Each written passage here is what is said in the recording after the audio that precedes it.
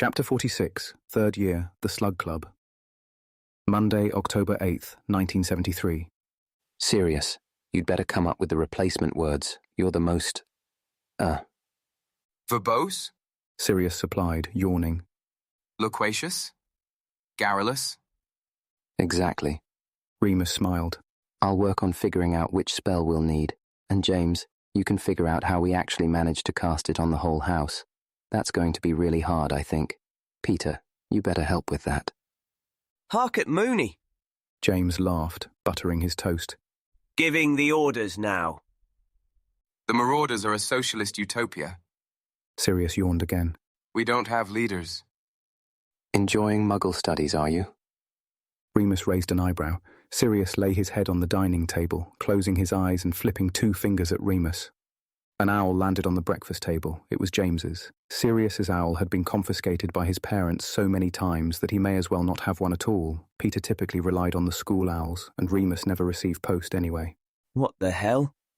James opened the letter proffered by the bird with a frown. The Slug Club? Oh, yeah. Sirius opened a sleepy eye. I got one too. Apparently old Sluggy likes students who have a certain star quality. So me, obviously. And I suppose you too. Neither Peter nor Remus received an invitation, but this was not much of a surprise. Peter was quite good at potions, but lacked aptitude for almost anything else. As for Remus, he tried to fly under the radar where Professor Slughorn was concerned. We won't go then? James said, folding up his letter decisively. All for one and one for all, us Marauders. I don't care. Remus shrugged. Go if you want to. I bet Lily's going. Do you? Yeah, she is really good at potions, isn't she? James said, getting that funny look on his face again. She's really good at everything, probably the cleverest in the year. Oi! Oi! Remus and Sirius said in unison. James raised an eyebrow. Cleverest girl, then. Sirius closed his eyes once more, satisfied, and attempted to doze through the rest of breakfast. Thursday, October 11th, 1973. The party was held later that week. James, still uneasy about the exclusion of the 2 lesser Marauders, tried to convince Peter and Remus to don the invisibility cloak and come anyway. Sirius thought this sounded like a good laugh, but Remus personally thought it beneath him. He had no desire to be among the chosen few. In the end, Peter declined too, though he had clearly been on the cusp of agreeing to the ridiculous scheme.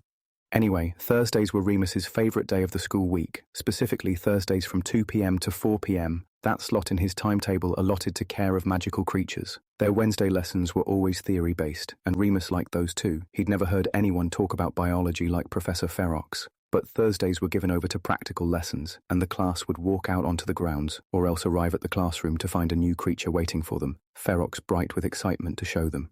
After Neasels, they'd seen Doxies and Krups. This week was Murtlaps. Mary and Marlene squealed at the creatures Ferox presented in a large hutch-like run at the back of the classroom. Remus couldn't blame them. Murtlaps were extremely unappealing. They were rat-like creatures, with masses of writhing tentacles sprouting from their backs like maggots. We can't do Krups and Neasels every week. Ferox grinned, gesturing for them all to gather around. Not all of the magical creatures we learn about will be cute, but diversity is the spice of life, I hope we don't have to touch them, Marlene whispered, shuddering. Remus didn't mind. They were gross, but he didn't mind gross things. He had a pretty strong stomach. Professor Ferox had already told him so last week when they were watching the Doxy eggs hatch. Remus had beamed with pride all day long. Ferox was looking at Remus now. Mr. Lupin, I'm sure I can rely on you to tell me the beneficial properties of Murtlap tentacles. Remus tried not to smile too broadly or look too much like a goody-goody. They're really good for soothing superficial cuts and abrasions, he said promptly. And if you eat them, they make you impervious to most common hexes. Excellent. 5 points to Gryffindor. Remus couldn't help smiling a bit. Who cared about the stupid Slug Club? Slughorn was nowhere near as cool as Ferox. Ferox was clever and unpretentious and funny and did dangerous things. Remus had never given much thought to having a career, but for some weeks now he had been entertaining the idea that whatever he did when he grew up, he would like to be just like Professor Ferox. Mind you, he'd have to start eating more, or weight training or something, because if Ferox was anything, he was broad. And Remus, though he was inches above the other marauders now in height, remained eternally weedy. It's your metabolism. Madame Pomfrey told him when he'd asked one morning after a moon. You could eat more or rest more, but it may just be one of those things, I'm afraid. I shouldn't worry, dear. You're as healthy as can be expected. That didn't sound all that reassuring, but he accepted it. His father had been thin too, he was sure. At least he wasn't pudgy, like Peter, who still looked like a little boy compared to the rest of them. This fact was made even clearer later that evening, when Sirius and James stood fully dressed in their formal robes, looking every inch the young lords of the manor, and Peter sat staring at them enviously from his bed, already in his pyjamas. Do you think they'll be dancing? Sirius asked anxiously, straightening his tie. Nah, James replied, desperately trying to comb his hair flat. we'd have been told to bring partners or something. Sirius slumped on the bed. I hate stuff like this. Mooney, you go for me. Bet old Sluggy won't even notice. Fat chance. Remus snorted from behind his copy of Verbal Assault, Defensive Tongue Twisters. Slughorn can't even remember my name half the time. And he'll feel a bit short-changed when he's expecting a pure-blood black and gets the half-blood kid he keeps calling Linchpin. Ugh, he's such a slimy old tosser. Like an actual slug. Sirius smirked to himself and nudged Remus with his elbow. Heh, an actual slug, Mooney. Remus smiled back, looking up from his book. Are you ready then? James sighed, tossing away his comb, apparently accepting that his attempt was futile. Suppose. Sirius grunted, getting up laboriously. I'll come down with you. Remus said. Might as well go to the library. Wanna come, Pete? Peter looked at him as if he was insane and shook his head. James, Sirius and Remus made their way down to the common room where, much to James's glee, Lily was waiting for them in a very pretty turquoise dress. Unfortunately for James, however, as the three marauders approached, it became clear that it was not him she was waiting for. Remus! She said, standing up. You look nice, Evans. James said, hopefully. Sirius sighed loudly. I wanted to speak to Remus. Lily said, ignoring James. Will you walk with me to the party? Not going. Remus shrugged. Not invited. Oh. Lily flushed a bit, looking embarrassed. Sorry, I just assumed. What did you want to talk about? Remus asked, impatiently. His book was heavy, and the full moon was due on Friday, making him more agitated than usual. Lily eyed James and Sirius, clearly not wanting to say anything in front of them. Remus sighed. I'm going to the library. If you want to walk that way with me, then fine. It would take Lily out of her way, but Remus decided he didn't care. He pushed through the portrait hole and heard her scamper after him, her patent black party shoes clicking on the flagstones. What's the book?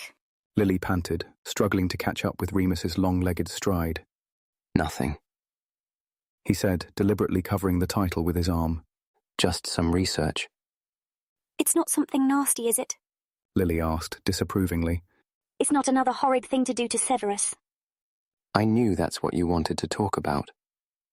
Remus rolled his eyes, still walking. Well, you have to admit, Sirius did start at that time in Hogsmeade. I mean, he called Sev. I don't care, Lily. Remus snapped, turning a sharp corner. He didn't have to be so nasty. Sirius and James were just having a laugh, and Snape had to go and make it personal. Lily stamped her foot. You're all as bad as each other. You know he hates people like you too, don't you? Remus countered, stopping now that they were outside the library. He rounded on her. You know that his sort hate our sort. Our sort. Lily tutted. Honestly, this whole blood purity thing is getting ridiculous, and it doesn't excuse. He made Marlene cry. Remus persisted. Mary told us. What do you think he says behind your back? Lily's cheeks were pink again. Sev would never say anything like that about me. He's my best friend. Well, good for you, but the rest of us aren't so fortunate. Remus spat. Lily stared at him, blinking for a few moments, stunned into silence. She looked like she might cry, and Remus felt a tiny twinge of guilt. When she spoke again, her voice was meek and small. What are you going to do to him? Remus sighed. She might as well know. Not just him. All of them. He said, lowering his voice and bending down slightly in case they were overheard. And nothing bad. If he stops calling anyone else names, then nothing at all. She looked at him, skeptically. He straightened up. That's all I'll say. You'll be late for your party. Go on. Later that evening, Remus thought he had just about cracked it. He was sitting up in the common room and had made his final notes. Now all he needed was Sirius's list of replacement words, and they could begin work on the prank.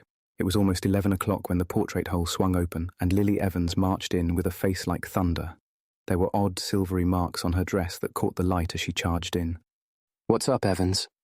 Remus asked tentatively, still feeling a bit sorry for being so short with her outside the library. Ask them. She hissed, furious. I'm going for a shower. He did not wonder who she was referring to, but if he had, it was answered within moments, as Sirius and James came through the portrait hole next, laughing hysterically. Remus couldn't help but grin too. Their glee was infectious. What did you do? It was all Sirius, mate. James clapped his friend on the back, then bowed to him elaborately, fluttering his hand. Sirius did the same back. Couldn't have done it without you, my dear chap. Done what? Remus asked, trying to keep a lid on his irritation as it sprang up out of nowhere. Slugs, James said. Slugs. Bloody everywhere. Started with these little jelly slug sweets that were laid out to eat. Simple enough transfiguration spell. Sirius shrugged, with false modesty, throwing himself into an armchair and slinging one leg over the arm. But then... James sat next to Remus, starry-eyed. Then they started to multiply. And this is why Evans is pissed off with you. Well, did you see the slimy bits on her dress? And, in her hair a bit too, I think. They were really fast-moving slugs. They kind of got everywhere.